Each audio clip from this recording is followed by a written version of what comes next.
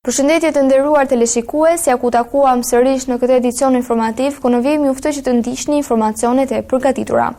Lëvizja qytetare që kërkon dorëheqjen e kryeministrit Edi Rama zhvilloi protestën kombëtare në Tiranë me pjesëmarrjen e qytetarëve dhe përfaqësuesve të diasporës shqiptare. Gjatë ubimit u përsëritën thirrjet për largimin e qeverisë dhe mbajtjen e zgjedhjeve të parakohshme. Organizatorët e cilësuan pjesëmarrjen e diasporës si një nga elementët më të rëndësishëm të mobilizimit. Lëvizja qytetare që për javësh proteston përpara institucioneve qendrore zhvilloi këtë të premte protestën e saj kombëtare në Tiranë, duke mbledhur qytetarë nga zona të ndryshme të vendit, por edhe përfaqësues të diasporës shqiptare. Tubimi u zhvillua në bulevardin përpara kryeministrisë, ku protestuesit përsëritën kërkesat për dorëheqjen e kryeministrit Edi Rama, largimin e qeverisë dhe zhvillimin e zgjedhjeve të parakohshme. Organizatorët e protestës e cilësuan pjesëmarrjen e shqiptarëve që jetojnë jashtë vendit si një mbështetje të rëndësishme për lëvizjen, duke theksuar se mobilizimi i diasporës i dha tubimit një shtrirje më të gjerë. Gjatë protestës u mbajtën fjalimet dhe u përsëritën mesazhe kundër qeverisë, ndërsa pjesëmarrësit bën thirrje për vijimin e reagimit qytetar deri në realizimin e kërkesave të tyre. Protesta kombëtare pasoi tubimet e përditshme që kjo lëvizje ka zhvilluar në Tiranë gjatë javëve të fundit, duke shënuar një tjetër mobilizim të gjerë të qytetarëve kundër qeverisë.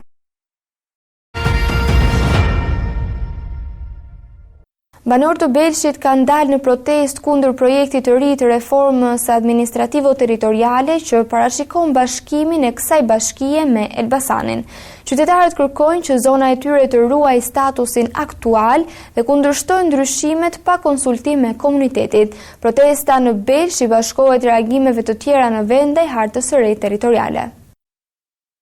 Qytetarët të Belqit kanë zhvilluar një protestë kundër ndryshimeve të propozuara në reformën e re administrativo-territoriale, e cila parashikon përfshirjen e kësaj bashkie në Bashkinë e Elbasanit. Dhjetra banorë u mblodhën në qendër të qytetit duke shprehur kundërshtimin e tyre ndaj kësaj nisme. Me pankarta në duar, ata kërkuan që Belqi të vijojë të funksionojë si njësi administrative më vete, duke argumentuar se ruajtja e bashkisë lidhet me identitetin dhe përfaqësimin e komunitetit. Protestuesit kërkuan që institucionet vendore të mbajnë një qëndrim në mbrojtje të interesave të banorëve dhe të përcjellin zërin e komunitetit në procesin e konsultimeve për hartën e re territoriale.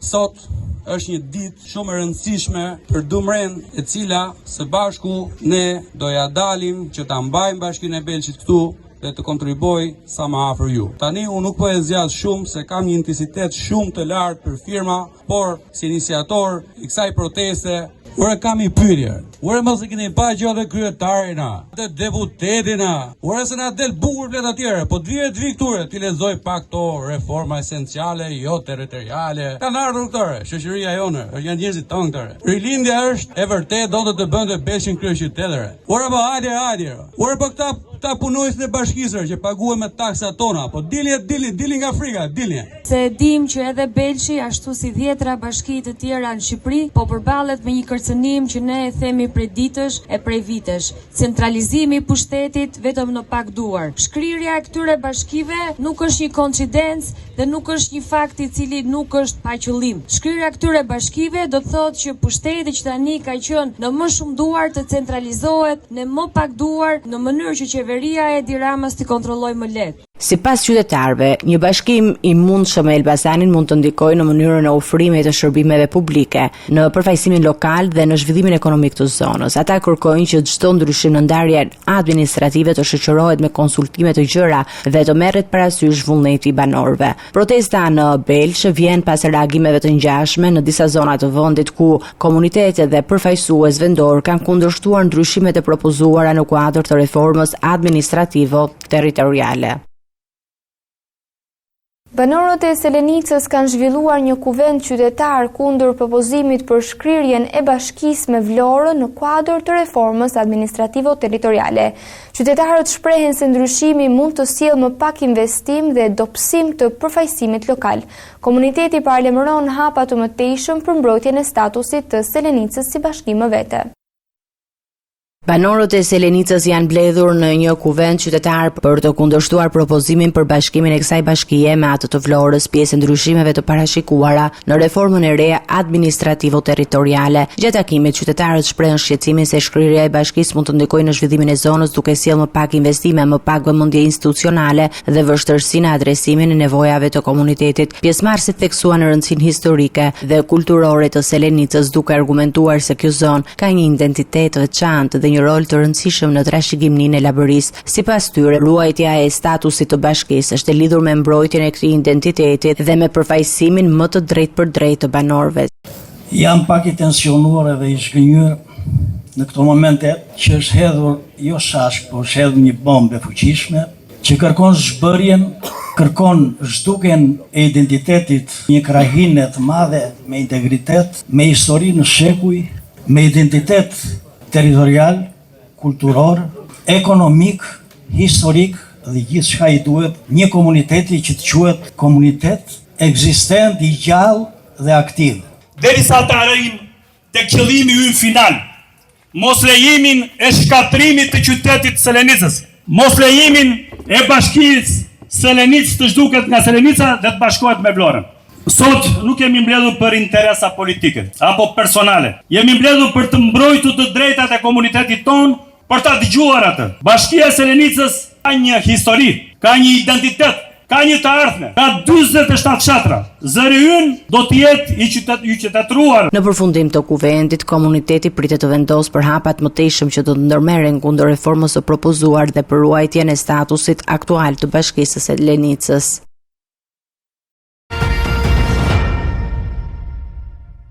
Deputeti socialist Erion Braçe ka bërë thirrje që reforma e re administrativo-territoriale të shoqërohet me konsultime të gjera me qytetarët. Ai tha se reagimet dhe protestat në disa bashki tregojnë se komunitetet kërkojnë të jenë pjesë e procesit të vendimarrjes. Deklarata vjen në një kohë kur drafti për uljen e numrit të bashkive ka nxitur kundërshtime në disa zona të vendit. Deputeti i Partisë Socialiste Erion Braçe ka kërkuar që procesi për reformën e re administrativo-territoriale të mos kufizohet vetëm në diskutimet institucionale, por të zhvillohet në dialog të drejtë për drejtë me qytetarët e zonave që preken nga ndryshimet e propozuara. Përmes një reagimi në rrjetet sociale, Braçe u ndal te bashkia e Poliçanit, Divjakës dhe Lipohovës, të cilët, sipas draftit të hartuar nga socialistët, parashikojnë të shkruajnë në njësi të tjera administrative. Ai vlerësoi se secila prej këtyre zonave ka identitet, histori dhe specifikat e saj, elemente që sipas tij duhet të merren në konsiderate gjatë procesit të reformës. Poliçani, vendi ku unë për herë të parë u bëra deputet, vendi ku më kanë votuar për herë të parë si deputet. Divjaka, vendi ku për 12 vjetë rresht unë kam marrë votën si deputet, nominal. Lipohova, vendi i origjinës time, sipas kësaj ndarje të re territoriale administrative shkrihen dhe bashkohen me njësi të tjera administrative apo bëhen bashki më të mëdha. Deputeti socialist ju referua edhe reagimeve të ditëve të fundit, duke përmendur protestën në Poliçan, ku disa qytetarë dojën teserat e Partisë Socialiste, si dhe kundërshtimet e shprehura në Divjak dhe Lipohov. Sipas Braçes, këto zhvillime tregojnë se komuniteti kërkon të dëgjohet dhe të përfshihet në vendimarrje. Dita u bë më vështirë dje për shkak të protestës në Poliçan, të njerëzve që banojnë atje, të socialistëve bashkë me ta. Nuk është e pazakontë. Poliçani kështu ka reaguar kur është vënë në diskutim ekzistenca. Kryetari i bashkisë jep të opinionin e tij në një mënyrë krejt paqësore, krejt sinqert, krejt qytetare, po përsëri autentike. Ai theksoi se çdo ndryshim në hartën administrativo-territoriale duhet të mbështetet në konsultime të hapura dhe debate publike, në mënyrë që vendimet të reflektojnë dhe interesat e banorëve të zonave të prekura. Unë mendoj që tani është koha për qetësi, dhe në krahun tjetër, për të dëgjuar njerëzit, për të dëgjuar argumentat e tyre. Pra për të dëgjuar jo udhëheqësit e bashkive, por për të dëgjuar qytetarët në këto zona ku kemi këtë problematikë. T'japim argumenta dhe të marrim argumenta. Reagimi i Braçes vjen në një kohë kur projekt ligji i Partisë Socialiste, i cili parashikon reduktimin e numrit bashkive nga 61 në 46, ka nxitur protesta dhe kundërshtime në disa qytete të vendit, mes tyre Poliçan, Kloz dhe Dimal. Kreu i Partisë Demokratike Sali Berisha ka kundërshtuar reformën e re territoriale të propozuar nga Partia Socialiste, duke akuzuar qeverinë se po dëmton zonat jashtë qendrave të mëdha. Ai e lidhi këtë proces me reformën e vitit 2014 dhe emigracionin e lartë të shqiptarëve gjatë viteve të fundit. Berisha u bëri thirrje mbështetësve të tij të bashkohen protestës së 1 gushtit dhe reagoi edhe për lirimin e ish-ministrit Ilir Beqaj. Kryetari i Partisë Demokratike Sali Berisha ka reaguar ndaj projektit të ri të reformës administrativo-territoriale, duke akuzuar qeverinë se përmes ndryshimeve të propozuara po thedhon largimin e banorëve nga zonat periferike të vendit. Gjatë një bashkëbisedimi me qytetarët, Berisha deklaroi se procesi i boshatisjes së zonave të ndryshme të Shqipërisë ka nisur. Sipas tij, me reformën e mëparshme territoriale të vitit 2014, ai pretendoi se reduktimi i njësisë vendore ka shoqëruar me ulje të shërbimeve, investimeve dhe mbështetjes së komuniteteve lokale. Zvoglimi me reformën territoriale të vitit 2014 të numrit të bashkive dhe komunave nga 410 në 61 kishte qëllimin më madhor përveç atij elektoral, dëbimin e butë të shqiptarëve nga Shqipëria.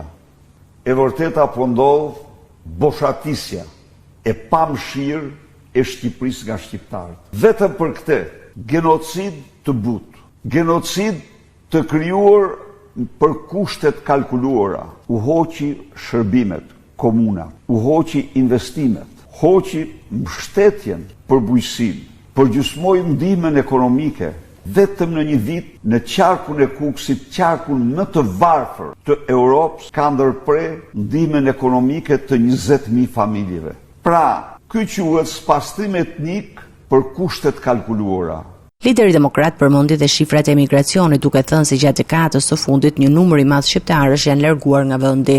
Nuk ka humbur në 10 vite, siç ka humbur nga viti 2015 në vitin 2024, vetëm në hapësirën e Schengenit, sipas Eurostatit, 1.099.000 shqiptarë. Dhe nëse shtojmë statistikën e atyre që shkuan në Shtetet Bashkuara, atyre që shkuan në Kanada, Norvegji, Lindën e Mesme, Afrikë, Australi, vende të tjera, e vërteta është që 47% e shqiptarëve në 10 vite janë larguar nga Shqipëria. Berisha u bëri thirrje qytetarëve dhe mbështetësve të tij që të marrin pjesë në protestën e 1 gushtit, duke deklaruar se temperaturat e larta dhe presionet politike nuk kanë ndaluar kundërshtimin ndaj qeverisë. Ndaj dhe ftoj të gjithë demokratet e demokrat që jenë sonte në këtë uragan që ka tronditur dhe ka bërë të pashpresë regjimin e Edi Ramës.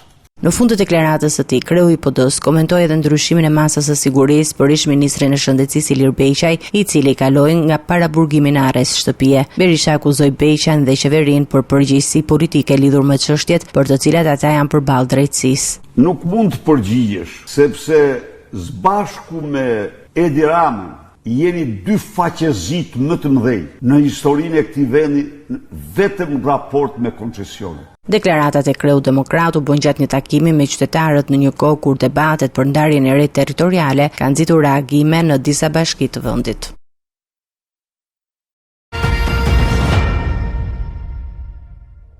Ish-ministri i Shëndetësisë Ilir Beqaj ka reaguar pas zëvendësimit të masës së sigurisë nga arrest në burg në arrest shtëpie.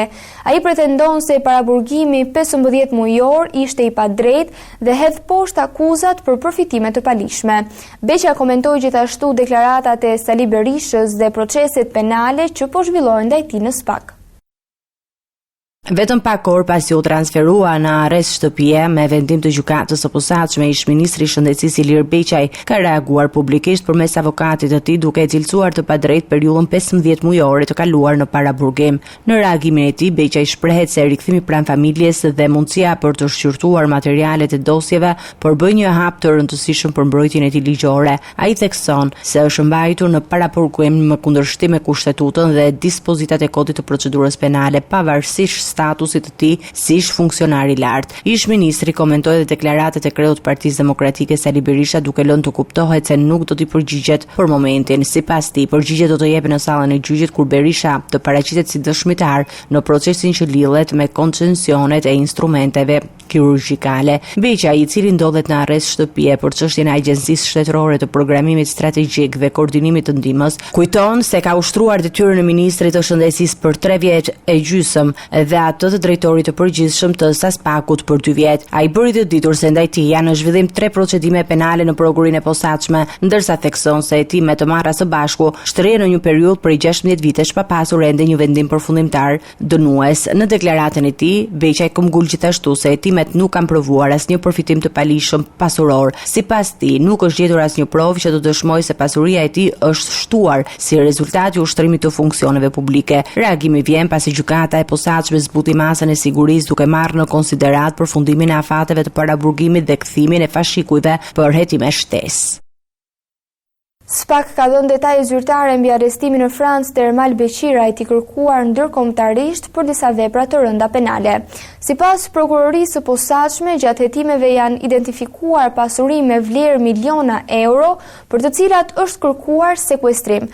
Ndërkohë, autoritetet shqiptare kanë nisur procedurat për ekstradimin e tij drejt Shqipërisë. Prokuroria e posaçme kundër korrupsionit dhe krimit të organizuar ka publikuar një njoftim zyrtar lidhur me arrestimin në Francë Ermal Beqirajt, i cili është shpadur në kërkim ndërkombëtar në kuadër të një hetimi për disa vepra penale të rënda. Sipas SPAK, ndaj Beqirajt është caktuar masa e sigurisë arrest me burg për muajin dhjetor të vitit 2025, ndërsa më pas ishte kërkuar shpallja e tij në kërkim ndërkombëtar përmes njoftimit të kuq të Interpolit. Prokuroria bën të ditur se ai akuzohet për një sër veprash penale me styre konkurrence palishme nëpërmjet dhunës, heqje e palishmërisë së lirisë, shkelje të barazisë së pjesëmarrësve në tendera publik, pjesëmarrje në grup të strukturuar kriminal, kryerje të veprave penale në kuadër të organizatës kriminale, si dhe pastrim të produkteve të veprës penale. Në bashkëpunim me autoritetet franceze, SPAK deklaron se janë identifikuar pasuri me origjinë të dyshuar kriminale në territorin francez. Bëhet fjalë për llogari bankare me mbi 2 milion euro, 2 apartamente, një kështjell me vlerën e rreth 2.6 milion euro, si dhe automjete të ndryshme. Për këtë pasuri, si dhe për asetet të tjera që mund të evidentohen gjatë vijimit të hetimeve, prokuroria e posaçme ka dërguar kërkesë për ndihmë juridike të autoriteteve franceze me qëllim vendosjen e sekuestros. Ermal Beqiraj u arrestua në Francë 24 korrik pasi hyri në një avion të lehtë në hapësirën ajrore të kufizuar të një centrali bërthamor. Pas arrestimit të tij, SPAK i ka përcjell Ministrisë së Drejtësisë kërkesën për nisjen e procedurave të ekstradimit, e cila do të transmetohet autoriteteve kompetente franceze për kthimin e tij në Shqipëri. Mungesa e ndriçimit në aksin Plepa-Kavaj vijon të shqetësojë drejtuesit e mjeteve dhe banorët në një periudhë ku qarkullimi është shtuar ndjeshëm për shkak të sezonit turistik. Edhe pse infrastruktura e ndriçimit është instaluar, shtyllat nuk janë funksionale. Ekspertët paralajmërojnë se situata rrit rrezikun e aksidenteve dhe kërkojnë ndërhyrje të menjëhershme.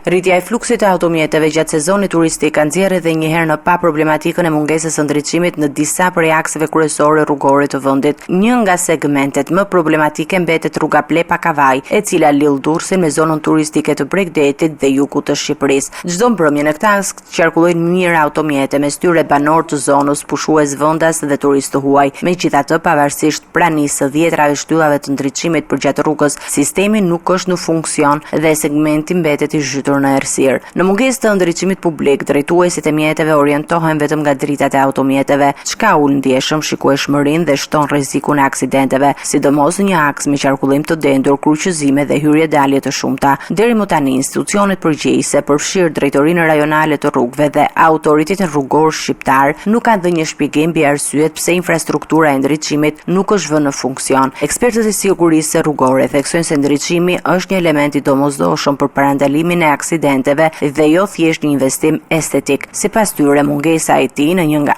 akset më të frekuentuara të vendit përbën një problem serioz për sigurinë rrugore. Edhe pse në disa segmente janë kryer investime për instalimin e rrjeteve të ndriçimit, ato mbeten pa efekt për sa kohë sistemi nuk funksionon. Për banorët dhe përdoruesit e përditshëm të aksit Plepa-Kavaj, vënia në punë e ndriçimit konsiderohet një ndërhyrje urgjente për të garantuar lëvizjen më të sigurt, veçanërisht gjatë muajve të verës.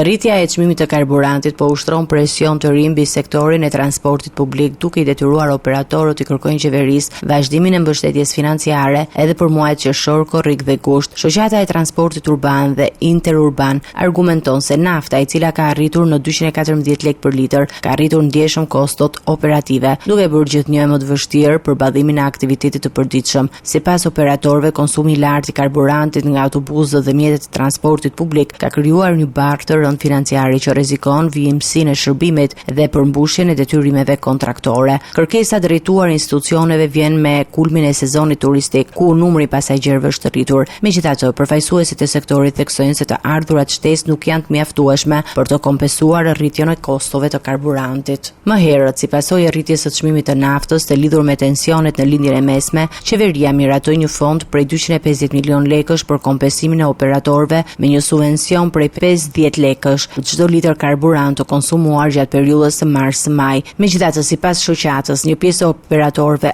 ende nuk kanë përfituar pagesat e parashikuara. Për këtë arsye, ata kërkojnë jo vetëm zgjatjen e skemës së kompensimit, por edhe thjeshtimin dhe përshpejtimin e procedurave të rimbursimit, duke konsideruar këtë mbështetje të domosdoshme për garantimin e funksionimit normal të transportit publik.